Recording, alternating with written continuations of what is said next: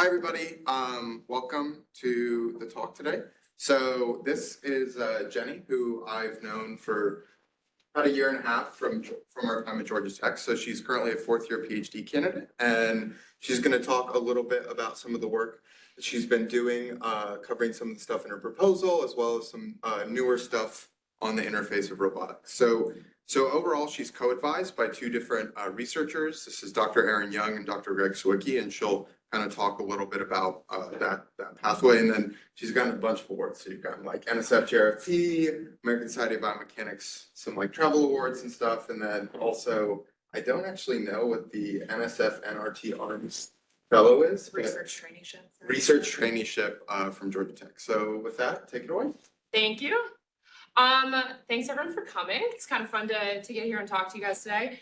And please let me know, I'm got a brief rundown of the background of everyone in the room and what some of you guys work on. So if there's anything that I'm talking about that doesn't make sense on a specific slide or something I should dive deeper into, feel free to throw your hand up and let me know. So today I'm going to be talking about kind of the overarching goal of my work, which is we're trying to make wearable robotics that can augment human stability during locomotion, so during walking. And to start off, Andrew suggested that I tell you guys a little bit about me and kind of my background before and leading up to grad school. So I was born and raised in the Midwest, in a suburb of Minneapolis, Minnesota. And then I went to the state next door at the University of Wisconsin-Madison, where I did my BS in biomedical engineering. I really started my whole research career at the Minneapolis VA hospital, which is a hospital for kind of veterans and military in the US. And this was a cool group because they did a bunch of different rehab engineering technologies, medical devices, exercise equipment, prosthetic legs, sockets, all that kind of stuff, and got exposed to a ton of stuff right away very early in my research career. And I was really interested in diving deeper into prosthetic limbs. So back at the University of Wisconsin, I joined the lab with a PI named Peter Adamczyk. And here I worked on, this is a variable stiffness foot. So as you're walking around, this is a prosthetic foot that replaces a foot for people who've had amputation. And as you're walking around, we can change the stiffness, and that kind of replicates the way that your foot naturally changes in different environments for people that do kind of have their healthy, intact limb. And we did a lot of stuff taking this out in different environments outside the lab, trying to figure out how does this need to change and adapt to different environments that our people are walking in. And this really got me into an idea that's carried through to my PhD, which is kind of bringing some sort of like intelligence and awareness to these devices, the context that you're walking in, how things need to change as you're moving. So the next internship I did was at the Shirley Ryan Ability Lab, formerly called the Rehab Institute of Chicago, or RIC, working with Levi Hargrove. And this got me exposed to all the wearable sensors, machine learning kind of approach to things. So they were trying to use a bunch of different muscle sensors on your upper limb to control a robotic hand prosthesis. So we were kind of testing that out in virtual reality and figuring out how you could use like pattern recognition based control to control some of these devices. And then lastly, I wanted to get a little bit of industry experience if I could during undergrad before starting grad school. So the big prosthetics manufacturer called Össur in Reykjavik, Iceland. And I worked on kind of a derivation of this top foot where we were trying to make something that was also kind of led into my PhD work a little better for diverse activities and kind of, you know, hiking, moving around, some of those things that require a bit more stability rather than just straight away running. And then I worked on a component for this lower foot. So I ended up landing at Georgia Tech for my PhD, where I'm in two different labs, very long acronyms for these labs. The Exoskeleton and Prosthetic Intelligent Controls Lab, or the EPIC Lab, with Dr. Erin Young. The focus there is really how can we bring machine learning into wearable robotics and make these devices that are really intelligent and kind of change with the person as they're moving around in different contexts, in different locations, things like that. And then the other one is the Physiology of Wearable Robotics Lab, and that's headed by Dr. Greg Sawicki. And on that side, we're trying to figure out if you put a wearable robot on someone, let's say it's offloading some of your limbs, like you can think astronauts that are in space for a while, kind of changes the way that your muscles and tendons are operating. So that side of the lab is trying to figure out if we're putting these wearable robots on people all the time, why are they working from more of a physiological, biological level? And how are we actually changing people's physiology as a result of wearing these devices all the time? So I'm about a year out or so from finishing my PhD and also got my MS in mechanical engineering along the way when I was there. All right. So to jump in, kind of the brief introduction to exoskeletons is exoskeletons have showed a lot of promise in augmenting human motion, specifically human walking. And the big one that you'll see a lot in our field is lower limb exoskeletons. So these are wearable robots you wear on your hips, your knees, or your ankles. They usually have motors in line with your joints, or sometimes they're just passive devices. And the huge focus of this field really as it's gotten been starting out, especially for these exoskeletons that are just at one joint rather than those whole lower limb ones you'll see for like rehabilitation with stroke and spinal cord injury, is in reducing the cost it takes you to walk. So this is as simple as, you know, if you go out and walk a mile, having you use less energy because you're wearing one of these devices. So all this is showing is that across the years here, so from 2009 to 2019, in 10 years, you can basically see this is the decrease in metabolic cost that these devices were getting you. So as it's gone on, we've gotten better and better at pushing kind of the cost of this down. And if you add a couple more years, there's one down at like -45 or something nuts. So there's really been a huge ton of progress on the energetic augmentation side of things. And then one of the other really big areas is in back and upper limb exoskeletons. Actually, one of these pictures that I'll show, Autobach is a German company that has some of the state-of-the-art upper limb exoskeletons. And this is really meant to kind of like offload weight that someone would be moving around on their own. So if you're in like a manual labor job and you're using your muscles to do these big heavy lifts or moving things or working kind of awkward, uncomfortable scenarios, I challenge you to stand with your arms like this for 10 minutes and see how tired your arms get, but that's a lot of like the automotive industry. And so this has been another huge application for exoskeletons. So one of the other things that we wanted to think about as we were moving into my PhD is in this context of people would be wearing these on a daily basis, other than just reducing your energy cost and possibly offloading some of this weight. What are some of the other applications that we need to be thinking about that would make people kind of get a lot out of these during daily use? What are some of the situations that people come across? So we really wanted to figure out how are humans moving in the real world and what are some different applications that exoskeletons could be used for. So this was a really cool study that basically tracked the number of steps in a row you take throughout the day. So you can imagine if you go to grab a cup of coffee, maybe you're walking down this hallway kind of straight away for 10, 20 steps, depending on where you are in the building. You stop, you're getting a cup of coffee, you walk a couple steps this way, you stop again. And what they found is really the number of steps you're taking in a row at most was like 4. That was kind of the most occurred in the entire data set.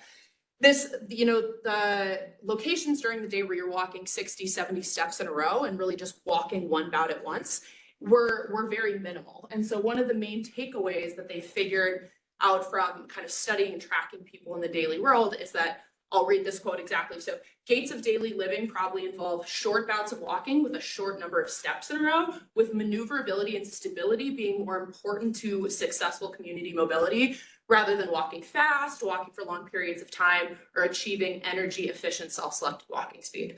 So this really made us think a lot about kind of stability, maneuverability, agility, and how some of these things could potentially be target goals for an exoskeleton that we weren't really thinking about right now. So this is a relatively new area of research for the wearable robotics community. So my overall goal for my dissertation is to do exactly that, is to get exoskeletons and research how these potentially could help stability. You can think for healthy individuals, this might be things like people are working really demanding environments and they might have to think so much about the way that they're navigating an environment, but also there's huge applications here for people in different clinical populations that have balance impairments. So you can think older adults, people who've had a stroke, people who've had a partial spinal cord injury, peripheral neuropathy, all of these people that deal with falls as a major risk when they're kind of moving around their environment. This could be a potentially very promising application for exoskeletons in the future. So the way that we kind of think about this stuff in our lab, and this kind of sets up some of the areas that I'm working on for my PhD, is we kind of, in our lab, think about a 3-tiered control architecture. So high-level control, you can kind of think, this is the context of how you're moving around. So we think about this as estimating kind of the state of the environment. Conventionally in our lab, this has been, are you walking? Are you running? Are you going up a ramp, down a ramp, upstairs, downstairs? Kind of where are you in your walking cycle exactly? And all of those things change exactly what your joints are doing at that point in time. So the way that your hip joint acts and applies torque to your body is very different if you're walking upstairs versus down a ramp. So traditionally, we've had to think about how do we change what we want an exoskeleton to do and how to have it help you if you're walking in kind of a different mode or a different environment. Next, kind of the mid-level control. This is actually determining what do we want to do with the torque that we can apply to your body with an exoskeleton. So if you're going upstairs, we can do a lot of different types of mid-level control algorithms. So impedance control, basically you can just make the exoskeleton feel like a spring. You can add a little bit of damping. So those can be implemented in a passive device too, but the benefit of doing this with an exoskeleton that has motors is, let's say we want the spring to be a different stiffness if you're walking upstairs versus downstairs. That's something that you can kind of make feel a little bit different with a motor instead of a passive actual spring on the exoskeleton. We can do things like base it on your biological joint moment. So if you're walking around, we can look at basically the torque that you're naturally using at your hip and just give you 10% of that. That's another way that we've thought about augmenting, especially when you're thinking about energy cost. We can do spline control, we can do bang bang control, we can do a lot of these different kind of mid-level control architectures. Basically, it's just how we decide what torque we're applying to your body. And then at the very low level, basically just correcting torque errors. So depending on what kind of motor we're using, we have to think about making sure that what we think we're sending to the motor is the torque that we're actually getting back from the motor. So there's some low-level control that we have to deal with depending on the devices that we're using. So really what the focus of my PhD has been so far is kind of this top level. So how do we figure out what is going on with your body, if you're unstable, kind of what direction you're unstable, some of these things that will help us determine how do we want to use an exoskeleton to correct for some of your instability. And the way that we really think about doing this in our lab is we take a very data-driven approach. So this is specifically on the Epic Lab side of things. You'll see a lot of machine learning stuff coming out of the lab with applications with kind of wearable sensors and biomechanics.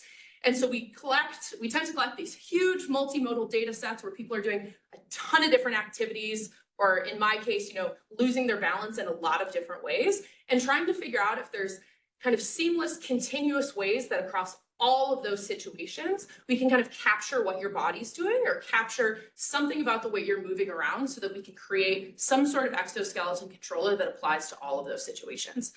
We traditionally have in the past done some things with state machines, which is basically you chunk upstairs differently from downstairs versus up a ramp versus down a ramp. That can break down very quickly the second you're doing any activity that we don't have a little box for. So we're really moving towards trying to get everything in this big kind of continuous space where we don't have to worry about kind of those weird niche activities that kind of break the logic of the exoskeleton. So basically collect these huge multimodal data sets. I'll talk a little bit later about some of the machine learning approaches that we take. And then we're really trying to get biomechanical outcomes that we can use in real time to basically feed back to an exoskeleton and say, here's what they're doing, how should we apply torque to their body with a device? Cool. Feel free to stop me if there's any questions, otherwise I'll just keep going through. So the first question we really had, so stability was a very new application for our lab when I joined 4 years ago. So we really wanted to figure out how are humans responding to perturbations without any sort of assistance. And a perturbation I'll define quick as I have this video playing. So perturbation we think of as any kind of like environmental disturbance that disrupts your balance. So this you're seeing the way that we apply it in the lab, which is on this big moving platform. But perturbations you'll kind of experience in daily life is if you're walking down the aisle of a bus and all of a sudden they hit the brakes, if you don't see a curb coming and you accidentally step off the curb and didn't realize it was there, and you kind of have that sudden change to the height of the ground, all of those different things that kind of disrupt your balance on a day-to-day basis are what we kind of think of as perturbations. So in our lab, we have this huge system. So this is a big Stewart platform, which is basically this massive platform can move in 6 degrees of freedom. And we have total control over this thing within reasonable extent. We wish we could tune the parameters a little bit more, but then we have a whole motion capture lab surrounded around this. So you guys might be familiar with a lot of the stuff that Natalia is working on setting up right now. So we have motion capture cameras, but we also have an instrumented treadmill there in the bottom where we can get forces and moments in all directions under your feet. And that way we can actually end up figuring out kind of what torques all of your joints are applying when you're doing these experiments. Yes. Niche question. So when you're doing these perturbations, you're seeing your subject step onto 2 sides of the belt treadmill at once. Yes. How do you process that data? That sounds like such a pain. this has been a big challenge. So the question here is, can they hear the questions online? Cool. So one of the big challenges is when you do inverse dynamics, which is basically the process of you just treat the human like a dynamical system in any sort of dynamics class, and you know where the forces are being applied to the body, and you can propagate that up and say, here's what's happening at the ankle, the knee, the hip. And so when you have someone cross over onto one force plate like this, now all of a sudden the force vector you're getting and the location that it's being applied to the person is somewhere between their 2 feet. So you don't actually know how it's divvied up between both feet. So very large question. There's also a lot of issues when you have this massive platform accelerating in space. F equals ma really comes into play. We get like 600 newtons in the direction that the platform is moving that thinks it's reading that's not actually from the person. So the easy answer to your question is we ignore double stance. We're working on a different solution using some fun like machine learning techniques to try to basically figure out when both your feet are on the ground and we don't know exactly where that force is being applied, seeing if we can kind of figure out how to split it up between the 2 feet. Yeah, or instrumented insoles. That's an in-depth conversation. If it's good enough to replace what we get from a force platform is a question mark. Not yet with insoles, exactly. So there's also devices you can just wear that are instrumented, like insoles that you can put in a shoe that can give you some of those forces instead. All right. So basically this experiment we ran, we wanted to figure out what are all of the different ways that we could potentially make someone unstable and really try to get a huge data set. So again, we could go for some of those continuous variables that maybe would let us kind of capture instability in a bunch of different ways and not have to deal with kind of those state machine type approaches that I was talking about earlier. So the first thing that we did is we took this platform and we moved it at 3 different magnitudes. So we displaced it basically to 5, 10, and 15 centimeter displacements. That scales with velocity and acceleration as well. So they're kind of getting intense across all 3 of those measures of how the platform's moving. And we also moved it in 8 different directions. So we kind of did around the clock, so it's sliding under you, but no vertical height changes. That can be kind of weird when both your feet are on the same platform. It feels like you're in an elevator moving up. So it's not quite kind of pitching your body as much as it's like accelerating you into the ground. And then we also developed a closed loop control paradigm where basically we could track your walking cycle in real time. So exactly where you were in your walking cycle and then hit you with a perturbation at very specific times during your walking cycle. And that ended up actually being one of the most influential variables. So if you're here versus here when a perturbation starts, your reaction and balance are drastically different, even though the difference between here and here is about 200 milliseconds when you're walking. So it actually makes quite a big difference. So it's this same video. I'll just play this again. So we did this with 11 participants, might be doing some more. And we did just over 3,100 perturbations. And this was just over 10 hours of data. For the machine learning people in the room, our data set is just over 3 million data points. So that's kind of what we're working with on the machine learning side of things. And we might be scaling that up a little bit more depending on what algorithms we're using. Yeah. So the participants expected some perturbations in this case. That's a great question. Yeah. Is that? Yeah. So like, don't they change like behavior from normal state because they know that something will happen? Yeah, that's a great question. So we do as much as we can on the experimental design side to inhibit that. So they don't know when exactly it's coming. So we've randomized the timing. They don't know which foot that they're going to get perturbed on, and they don't know which of these conditions are coming. So we kind of mix everything as much as possible. And there tends to be about 15 to 25 seconds between the perturbations. So they've usually gotten back to kind of normal steady state walking, but you're absolutely right. After they feel the first one, there is a little bit of adaptation in how they walk, depending on exactly how kind of conservative they're going to be with the way they're walking and how threatened they feel by the instability. So I've seen 1 or 2 studies where they had people come in, they put all of the sensors on them, they did 1 perturbation, and then they left. We probably don't have the time to do that because the setup for this experiment was 2 hours before we could actually collect data. But yeah, you're absolutely right. So one thing that probably another grad student will get to is we tried to also organize the study so we could see if they're getting better over the course of time. So There were 96 conditions between those ones that I showed. So we did each of the 96 in one session, and then they took a break, and then we did the 96 again, and then the 96 again. And one of the things that we have always been interested in looking at is exactly that. Like, are they figuring out some way to adapt that actually makes them better at responding to these? So yeah, definitely a very open question that hopefully I probably won't get to, but someone will get to at some point. Yeah. All right, so I'm gonna go over, this is just kind of one of the key balance metrics that we think about. This metric that I'm gonna talk about is called whole body angular momentum. If you guys are at all familiar with kind of the bipedal robotics community side of things, this tends to be some sort of common terminology, but you can think this is just the overall momentum of your body rotating about kind of the center or your center of mass. So this is just kind of one way that we measure balance in biomechanics. And this is whole body angular momentum in the sagittal plane, which is just looking at me from the side as I'm walking. And one of the things that we really just wanted to see is relative to steady state, which is kind of normal walking where you're not losing your balance, is that black line with kind of that gray standard deviation in the background. We just wanted to make sure we're really messing with this as much as we thought we were, and were we kind of knocking them off of that normal curve in a bunch of different ways to kind of get the variability that we were hoping for. And you can see just based on different directions that we're moving the platform, we kind of got a nice spread in the step that we perturbed them on. So this is just one step. So from contact on this foot to contact on the next foot. And we were able to kind of knock them off of their typical trajectory. And then we even just kind of looked at the step after that, and you can see they're pretty unstable still 2 steps after the perturbation. And we still get this really nice spread depending on the direction. So this was good validation that we were getting the diversity of data that we were hoping for. And then we also looked at this in the frontal plane, or basically just looking at me from the front. Usually you kind of oscillate like this when you walk. And we also saw something similar here where you again get this nice spread of data depending on which direction you move them in. And then this one is kind of a little easier to imagine. So this is kind of a bird's eye view looking down at the ground at where people's feet are hitting. So you can imagine these are footprints, like let's say you were walking with chalk on your feet.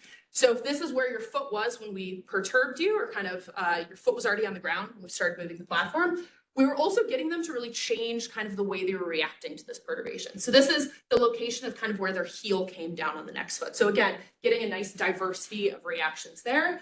And then again, on the next step, we were still seeing, for some perturbations, people tended to be back to normal already by the end of that second step, but for others, they were still kind of spread out relative to what they do during normal walking. All right. And then one of the things we also wanted to look at is, I'll kind of go over some rough trends here, but we wanted to figure out, okay, we're using the magnitude of the perturbation, the timing of the perturbation, the direction to kind of influence how they're reacting. And we kind of wanted to figure out which ones are the most influential, or how are these variables actually affecting the way that someone is reacting to a perturbation. So what we basically did is we just kind of binned their responses between no responses like under 2 standard deviations. We didn't consider it extremely significant and something that we would view as a huge deviation in their reaction. And then we kind of binned it into small, medium, and large changes in their step placement, and then a fun little category that I'll talk about after this slide. So first, we looked at the magnitude of the perturbation, and this one was kind of our sanity check. So if we move the platform more at a higher acceleration, we should see a bigger reaction. That was kind of the one sanity check. So we saw here, basically, you can think the darker the colors in the pie chart are, the more that they're kind of up on the high reaction side of things.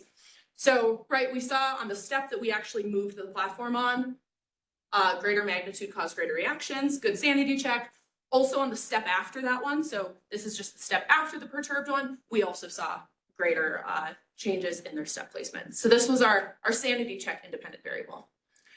Timing was an interesting one. So basically, the earlier you perturb them, you can think this is the longest amount of time before they put their foot down, we saw the greatest reaction. We basically think that's because if you're here and you're walking, you have the longest amount of time until you're able to put your foot down somewhere. So you're probably kind of accumulating instability because you have a kind of a long time before you can react to it. So their changes in step placement were a lot greater. But on the second one, we kind of saw it shift. And what we think is going on is there's a limit in kind of reaction time here. So it takes somewhere around 100 to 150 milliseconds for people to really move their limbs intentionally and consciously after some sort of disturbance. And this perturbation happens about 200 milliseconds before you put your foot down. So what we think is happening here is they couldn't really move their foot in time, so they kind of have to do it on the next step. And that's the reason you see that kind of shift where the later ones are bad in this step. All right, and the last one. This one's a little harder to visualize, but just think about the ones on the sides are ones that the platform's kind of moving back and forth sideways, and then the ones on the top and the bottom where it kind of sliding forward and backwards. So if you're ever walking and someone pushes you forward, it's a lot easier to recover from that than if someone kind of knocks you to the side. So we saw some different trends here where if you're forced to take kind of a widening step or a narrowing step, those cause a much greater change in where you put your feet than ones that go forward and backwards. And those trends were really the same in the second one. But One question. I mean, interesting type of the people participating in the experiments. It's just like a normal people, it's the young people, is as a professional sportsman, maybe dancer, or maybe the people with the injury? yeah, there's a lot of awesome questions in that. So who's participating? Right now, you'll see it's like 24 years plus or minus something. That's because it's mostly young grad students. The question about whether or not it's athletes is actually an interesting one. We have a collaborator who studied kind of normal young adults versus ballerinas and their balance. So some of these activities that you think might heavily influence how used people are to losing their balance and recovering, or if they're trained in a specific way. So that's definitely something that has been in the back of our mind, is that there's certain people that might be trained to be better at these. And we've also collected this data set. I'm not going to talk about it today, but with people who have stroke, so older adults who have some sort of balance impairment, and that the results look very different in comparison. So these, I would say, are young, healthy adults that are pretty capable in terms of kind of rejecting the perturbation and not falling down. Cool. Okay, so the fun one that popped out of this was this strategy that we were not expecting, which is this jump category that I didn't talk about earlier. So basically what this is there was at some point during their recovery strategy time where they actually lost all contact with the ground. So they had an aerial phase or they jumped at some point in the air. And I'll show a video. It goes kind of fast, but watch a couple steps in. You'll see she gets knocked to the side. Her legs kind of get tangled up and she ends up kind of hopping back to the middle of the treadmill. Play that one more time. And so we saw this strategy a couple times during this study. And what we figured out is people's legs were kind of getting tangled when they had to execute a certain maneuver to recover their balance. And so one day, this is a lab that works next to us, led by Dr. Ye Zhao, and they were interested in doing some stability experiments with their robot. And I said, hey, we've been seeing this strategy happen with humans. I don't really see robots jump a lot when they're walking around. Like, what does this robot do when you put it in the situation where its legs kind of get tangled up? And so we just put the robot on, tried it, and it turns out it doesn't have a way to compensate for this. So I'll play that one more time. You can see feet cross over, and the underlying algorithm, it turns out, that they were using did not have a way to compensate for this. So this is spun out into kind of a fun side project with them where we're potentially going to use some kind of human-inspired strategies to inform what this robot is doing. So going back to the number of jumps we saw in the study, to recap, we had just over 3,100 perturbations in this study. We saw 27 jumps. So originally we just thought, okay, this is some weird niche case that something weird happened and we can probably just toss this out and not worry about it, and just acknowledge that this happened and we're excluding this data. But it turns out when we looked a little bit closer at it that only 8 of the 96 conditions that we were testing ever had this happen. And if you look a little bit closer, these are just the distributions of those different conditions. And we were like, okay, it doesn't seem like this is a coincidence that it's happening when sometimes, 10 to 30% of the reactions across all of our participants were this jump strategy. So we started looking a little bit closer at it. And what we kind of figured out is that the commonality is you have to hit them with the perfect direction and the perfect time during their walking cycle to get this to happen. And it was all conditions where they had to take a crossover step, but their stance limb, or the limb that was on the ground, was in the path of where their other limb wanted to go. So the cool kind of commonality with other perturbation research is a lot of people do stumble recovery studies where there's a block on the ground and you trip on it and you have to recover. But this is a kind of a rare case where the thing you're stumbling on is also yourself. So you can't just avoid that obstacle and completely change what you're doing, because the foot that's on the ground is your only point of contact with the ground at that point. So we wanted to kind of formalize this and see if kind of these qualitative things that we were observing were taking place. So I had a really phenomenal undergrad named Viva Iyer who's helping me work on this, and we're hopefully going to be putting out a paper later this summer. And so the first possible cause we wanted to look at is if there's a projected collision between where your swing limb, or the limb that's in the air, wants to go and the foot that's on the ground. Is that what actually is causing these?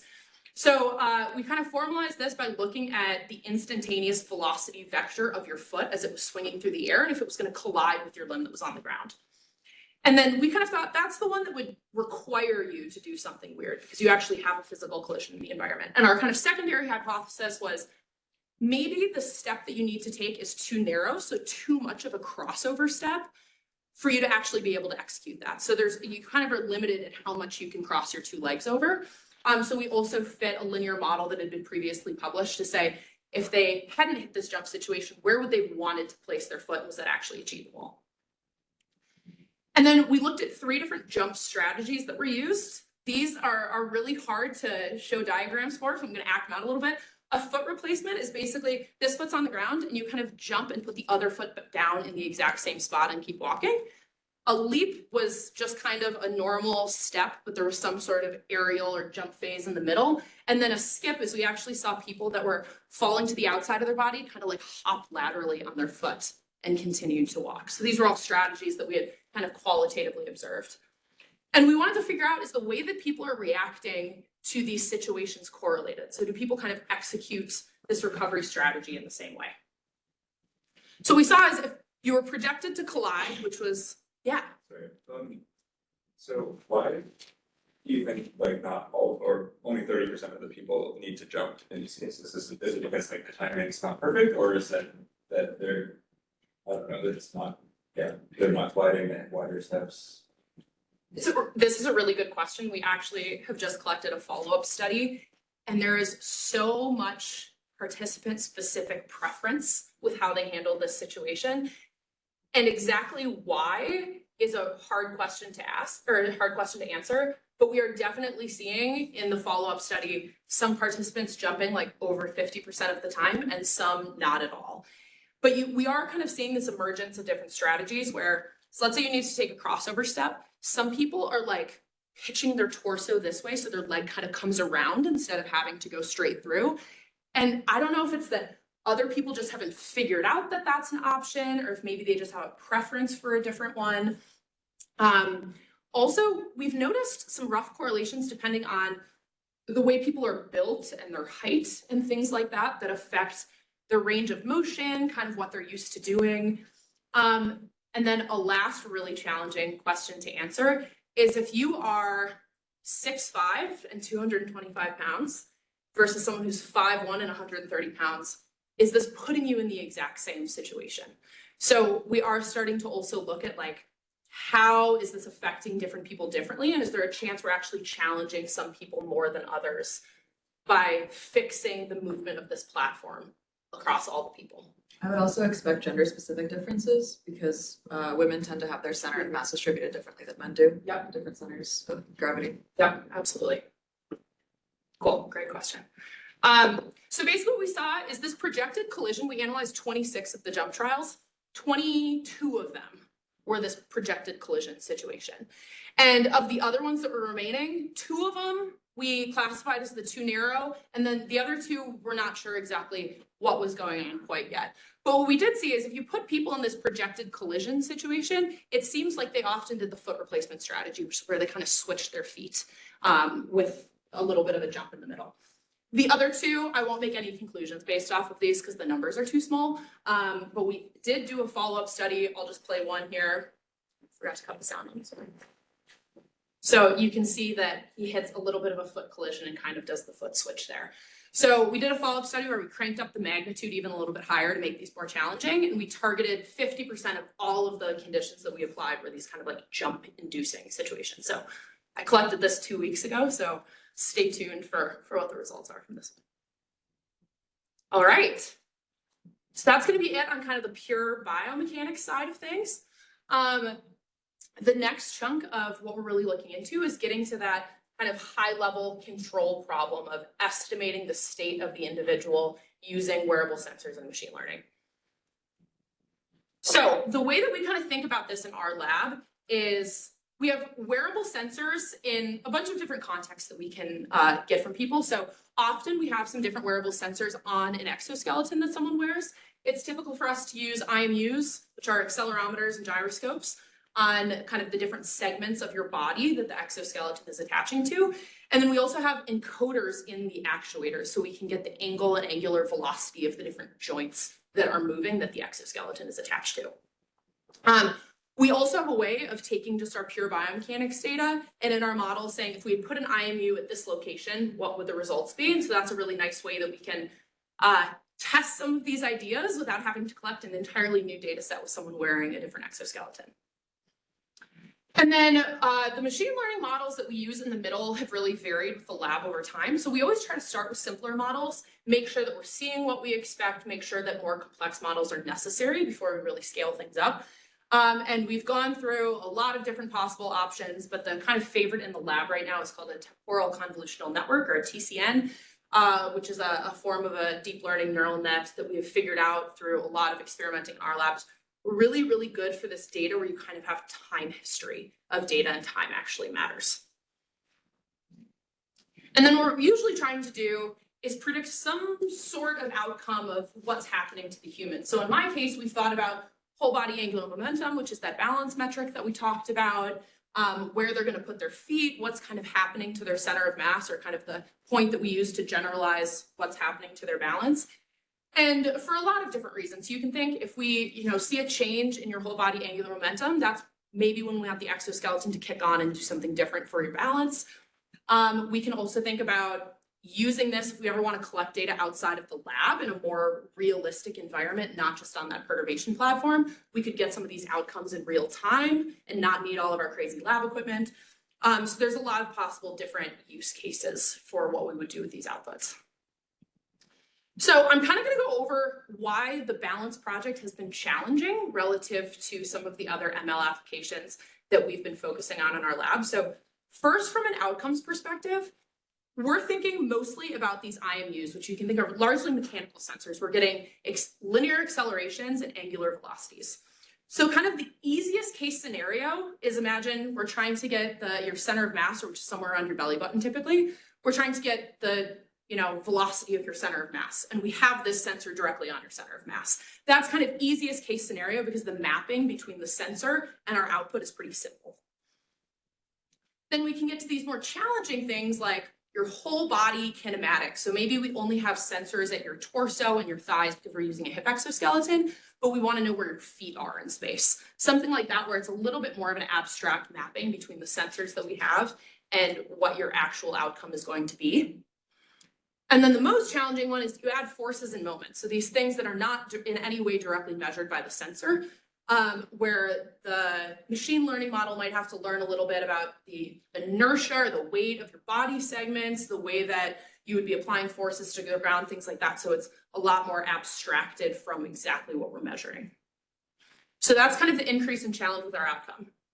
In terms of the context, this is typically what steady state data looks like for almost any variable that we look at during walking. It's cyclic, it's nice, people are pretty precise and hit the same magnitudes every time. So when you have a very consistent output and a very consistent input, figuring out the mapping between those two tends to be a little bit easier.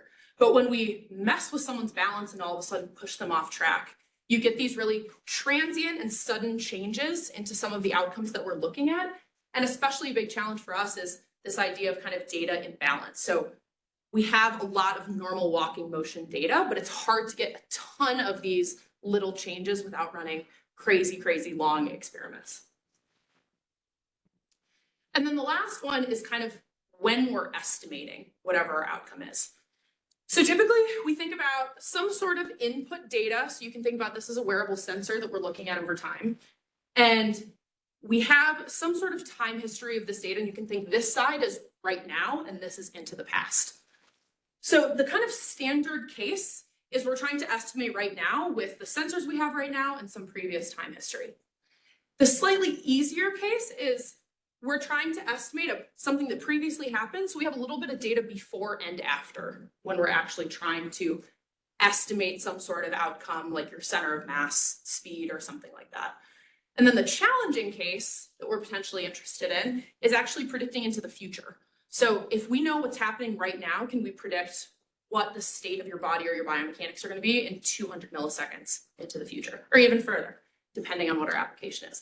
And one of the reasons we might want to do that is exoskeletons, right? You might need some time to apply torque to actually get the exoskeleton to move your body. So if we can be a little bit more proactive rather than reactive, that might help with some of our control algorithms. So the first thing that we tried to really push the boundary here was to look at the relationship between your center of mass and your center of pressure. So center of mass in the kind of global state is just how much your body's moving. But if we want to kind of understand it in the context of how you're moving relative to where your foot is on the ground, gives us a little bit more of a local reference frame and kind of how your own body is changing. So we think about like an inverted pendulum model so that your point of contact on the ground and your center of mass is moving relative to wherever you are. And I have a phenomenal undergraduate student who's now heading to do her master's at Northwestern that worked on this for like the last 3 years with me. And I'll pitch some of her work in a second. So we used this big data set that we collected. And then we kind of defined, right, so your center of mass is somewhere here around your belly button. And then we could look at the center of pressure between both of your feet over time. So we basically looked at, in again, this plane, so kind of moving in the direction of walking, and then also looking at someone from the front, so moving side to side. And we looked at the position and velocity to see how well we could estimate these with our wearable sensors. So the first question we want to ask is, which sensor locations are required? So the ideal scenario is we don't want to have to put an IMU on every single segment of your body. Getting someone to wake up and put that on so you can track them in the real world is going to be a lot more difficult than if it's already in something they're going to wear and they can just, let's say, pull on an exoskeleton, 25 years into the future, maybe when we're actually wearing these on a day-to-day basis, and the sensor's already in there. But that also makes it a much more challenging problem. The fewer sensors you have, the less you know about the mechanics of the way that their body is moving. So we wanted to know, can we get away with sensors that are already on these devices that we're wearing and not have to put on anything onto the person's body in addition to the exoskeleton they're already having to strap on and put on their body? So we looked at a bunch of different combinations. Basically, you can think if we have a hip exoskeleton with actuators on your hips, we typically attach the segment above and below that. So that would be the torso and the thighs. If it's the knee, we attach to the thighs and the shin. And if it's the ankle, we attach to the shin and the foot. And then we wanted to compare this to the case where we had all sensors, which is basically torso and down. We had a sensor on every segment. So that's kind of our best case scenario at this point. And we basically found is steady state. So again, this easy cyclic kind of normal case that we were expecting to be a little bit easier.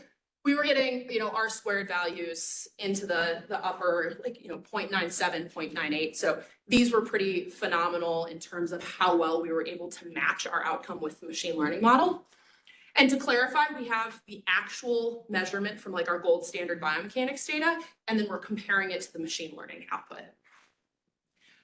If we look at the perturbed data, so we're looking just the second after the perturbation, you can definitely see we get a decrease in accuracy, but we're still hitting above a 0.9 R squared value, which meant some of our trends were showing up pretty well in the machine learning side of things. And this is still viewed as a pretty strong R squared value for some of the ML models that we use in our lab.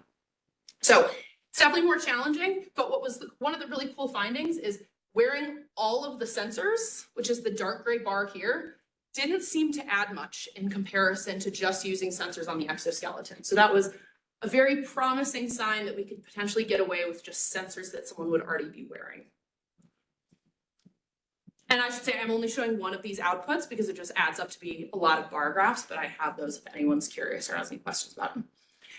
So the next thing we wanted to look at, again, we're comparing steady state and perturbed, so kind of our easy case and our more challenging case.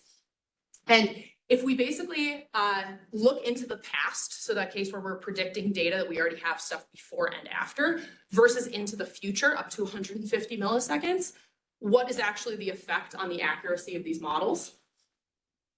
And you can see with steady state data, again, everything's still staying pretty strong.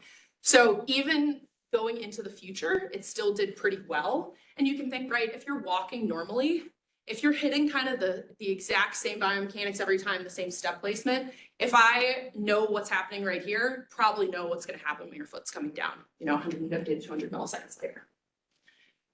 When we do it during perturbed walking, so the second after the perturbation, you can see that we definitely it's a lot bigger challenge for the model to predict into the future when you're kind of in this transient, changing, very sudden change to your biomechanics portion of the data. So it gets harder and harder to look into the future. But again, up to 150 milliseconds, we were still getting R-squared values above 0.9, and this is just using hip exoskeleton sensors. This is not necessarily even using all the sensors. So still pretty promising, even though we get a little bit of diminishing return when we predict into the future.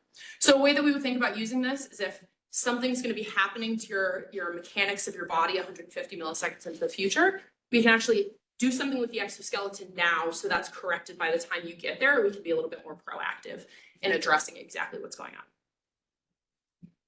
And then this is Courtney's project. She's working on a first author paper for this right now, which is really exciting.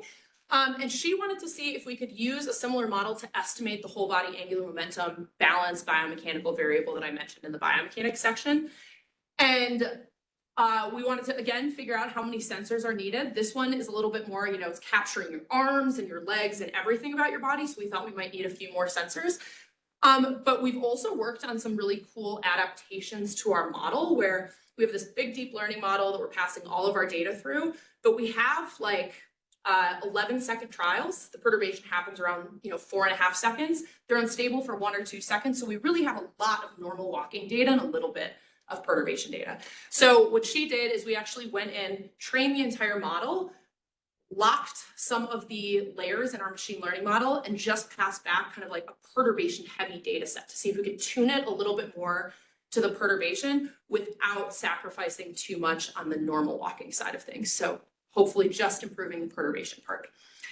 And you can see the output of the model is pretty good. So we're hitting like just over a 0.95 R-squared value. So the black is our actual gold standard curve from our biomechanics data, and the light purple is what the model's output is right now. So you can see we're capturing it pretty well. You get right after the perturbation here, you get a little bit of increase in error where it's not perfectly tracking, which is kind of where we expect the most challenging portion of this problem to be.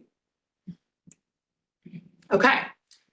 And then the last thing we're kind of thinking about from an ML perspective is how do we detect a perturbation? So let's say we want someone to have kind of that energy augmentation mode when they're kind of walking around normally. And then when they start to lose their balance, we kind of kick in balance augmentation mode. So we can kind of get a dual benefit to these exoskeletons. We wanted to figure out how fast can we detect exactly when a perturbation is happening. So this was led by Reese Peterson, who was a master's student I worked with while he was in the lab. And we did a slip perturbation study where basically you're kind of taking one of these belts and moving it under the person's foot. And it kind of feels like you're slipping on ice. We have 2 different cases. An early slip is right when your foot comes down. It's if your foot kind of like slid in front of you, like you stepped on a block of ice. And a late one is as you're pushing off, when you would kind of lose friction when you're pushing off behind you. And what he did was compare a few different machine learning models. We looked at LDA XGBoost, which is gradient boosted decision trees, as well as a convolutional neural network. And we tried to figure out how good are these models at kind of reducing the amount of time we need to actually detect the perturbation.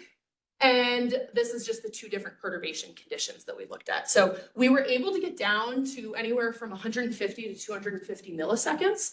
And our goal was to kind of beat what was currently out there and see if we could get something that was faster by investigating some of these different models. So Reese kind of defined this as the goal zone, which was more accurate than things that had been previously published, but also quicker detection time. And what was cool is these 2 here are the outputs from his model. So he was able to kind of get both the early and the late slip perturbations in that region that we were targeting. All right. Okay, so that's kind of it on the ML side of things, and then I'll briefly highlight just what the current state of our exoskeleton is. So when I entered the lab, we did not have an exoskeleton that was kind of suited for balance augmentation. If you guys remember, kind of those side-to-side perturbations tend to be a little bit more challenging, and because we're investigating walking a lot, they tend to just be ones that augment from the side. So motors on the sides that kind of help your limbs go back and forth. But we really needed something that helped with kind of the frontal plane or from the front view, move your legs in and out too, because those were where we saw perturbations be a lot more challenging. So this is an exoskeleton that we designed along with Max Anderson, who was again an MS student that I worked with while he was in the lab. And you can see this is wearing the current version of the exoskeleton. And the kind of new innovation here is you can see you kind of wear this like a backpack. And you have motors that sit behind your hips. So those kind of help with the in and out motion, as well as motors on the sides. So we can still work on moving your legs backward and forward. And then we kind of attach these over here, you can see in series. So we're able to just connect to your leg once, but have both of these actuators acting on the same leg.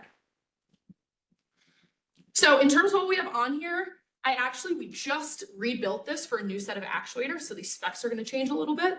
But we're kind of operating somewhere in the region where we can apply somewhere between like 18 and 26 Newton meters of torque to your hip joints, which is a portion of what you usually do when you're walking around, but it tends to be kind of pushing the limit in terms of what people are comfortable with if they are kind of healthy, able-bodied people. People don't like to relinquish 100% of their hip torque to a device. We put IMUs kind of here where we attach to your legs, as well as one on the torso. And we also have encoders, which are those angle and angular velocity sensors that we have at the different joints. So we basically know your hip motion thanks to those actuators. And then the last thing that we have is we use a NVIDIA Jetson Nano, which is basically a really capable computer that we can mount on the device. I'll show a picture here. So the Jetson Nano is actually smaller than the battery that we need to run the actuators, but it's a powerful enough computer where we can run machine learning models in real time when we're running these experiments and turn things around pretty quickly. And then we actually just upgraded. I don't know if anyone is on this side of things, but NVIDIA just released a new Nano called an Orin, which let us get rid of a couple of the other components here. So we just upgraded the system about a week before I left. And that's both a faster computer and lets us get rid of this little low-level teensy controller that we had on there. So, last step and kind of the remainder of my PhD, I have about a year left, I hope, plan. And there's a lot of different controllers that we've talked about that we're kind of narrowing down right now. So the first one is just simple model-based controllers. If we know something about your center of mass and where your feet usually go, can we drive you to maybe a better step placement? Or maybe if you don't have enough reaction time, like I mentioned earlier, maybe we can kind of speed up, kind of where you're able to put your feet with the exoskeleton. So in that kind of situation I mentioned where maybe they don't get their foot quite where they want to because they didn't have enough time, we might just be able to say, here's where your foot should go based on your center of mass and have the exoskeleton react a little bit quicker. We've also looked at taking some strategies from kind of the bipedal robotics world. So a lot of strategies that we've seen, they kind of drive you to recover in a single step. So you can think one step and you've dissipated all of your instability. And we don't see humans do that. We see kind of this like multi-step recovery where it takes a couple seconds to get back to steady state walking.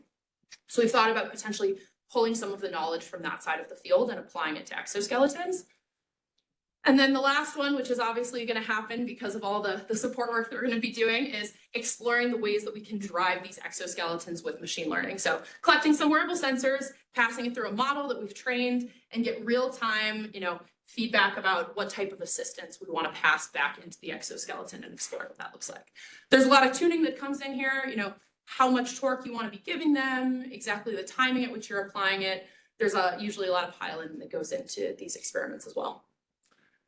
All right, that should be it. So I work in two really great labs. I thought we had big labs until I got to hear about the groups that are here. So we have quite a few grad students, and as you guys know, it's fun to have a lot of different people around working on different things.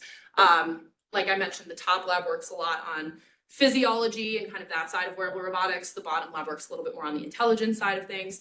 And then I think I highlighted most of these collaborators as I was going through, and then We also have a really fantastic undergraduate and master's research program. So I've gotten to work with a lot of really phenomenal students to do that. So thank you. Happy to take more questions.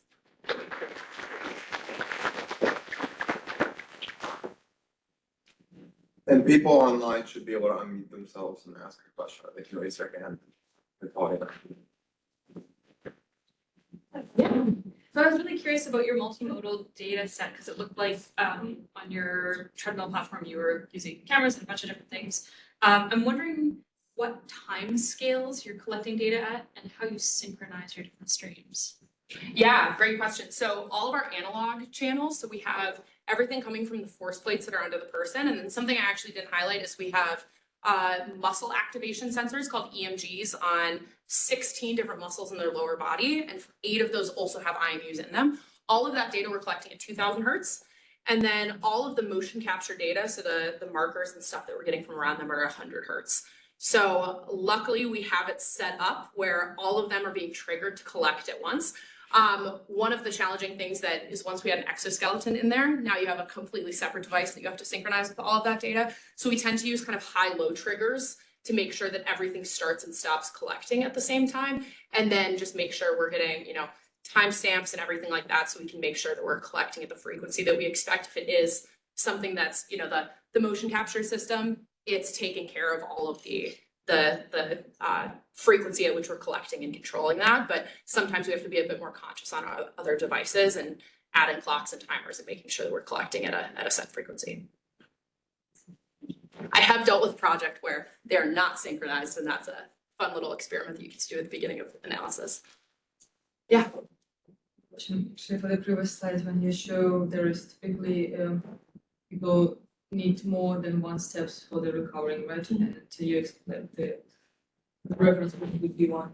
Yeah. Any, I don't know, goal in the future. So as far as I understood, the exoskeleton, it's something which correct or help to make the task easily. And is there any plans in the project, or it's strategically correct, try to adjust the human motions to reduce the steps? So the person would tend to make a 10 or 5 steps to recovering, and the exoskeleton would try to fix it to minimize it to 1. Yeah, that's a really great question. So one of the things that we've been really curious about, especially since we're working with healthy young people right now, is what is their objective function or cost function? So what is making them not choose the single step recovery? Because what I actually didn't mention is we're not seeing people miss this because they don't quite get their step wide enough. We're actually seeing people go wider than they need to. So they're kind of overshooting the target. So one of the questions we're really interested in, and I don't know if we have immediate plans to figure out exactly what it is there's got to be something else that they're weighing that is more important than correcting their instability quickly. We think that there might be some concepts like robustness. So people are a lot more comfortable taking a wider step than they are a narrowing step. This tends to feel a little bit more stable. You can move your leg around a lot more in the widening direction than you can the narrowing direction. So we think one of the reasons people might be doing this is they're setting themselves up to kind of have more options in the next step rather than, maybe if they do a single step and there's a little bit of error, they might force themselves into one of those more uncomfortable or less feasible strategies. And I think where your question will really come in is we're starting to investigate different clinical populations of people that we would think are kind of like suboptimal at recovering their balance. And we're trying to figure out, do they have the same overcompensation mechanism, or are maybe they have a lot more variability, because of reduced sensing or noisier sensing in their body, they actually aren't putting their foot exactly where they think they are. And so that is where I think there's definitely some promise in kind of pushing them towards a less, fewer step recovery strategy for sure. Yeah. One more question and then we'll break for lunch. Hey. Yeah. I have a question about the machine learning part where you do the exoskeleton control. Your data sets or the evaluation that you showed, is that on holdout data from the participants that were generally also included in training, or on completely new people that haven't been included in the training set? Yeah, so when we're validating these models, we do, so let's say we have 11 participants in my case, we do leave one out kind of training of the model with 10 of them, and then we do the validation on a held out person. I will say there's still some, right? So let's say we're tuning the hyperparameters of our model or exactly how we're doing it. Those subjects are still in the data sets, even though they're being held out to validate what the other 10 are doing. So essentially the way we do it is if we're training, like let's say the hyperparameters of one of these deep learning models, is we'll keep 10 that we're actively training on. So we'll do 9, hold out 1. That'll be kind of the way that we'll tune all of those hyperparameters. And then we're using the hold one out to say, this is the actual accuracy of this model we just trained. But then, right, we're saying, here's the hyperparameters we tested. Here's all the hold one out participants. So at the end of the day, the way that we're choosing the hyperparameters still do encapsulate all of the subjects. But I will say when we deploy this offline, or when we're testing this offline, that's the way that we tend to go about training the models. When we actually use them, it most of the time tends to be new participants. So when we're actually using the models in real time for exoskeleton experiments, they are true hold one subject out users of the machine learning model.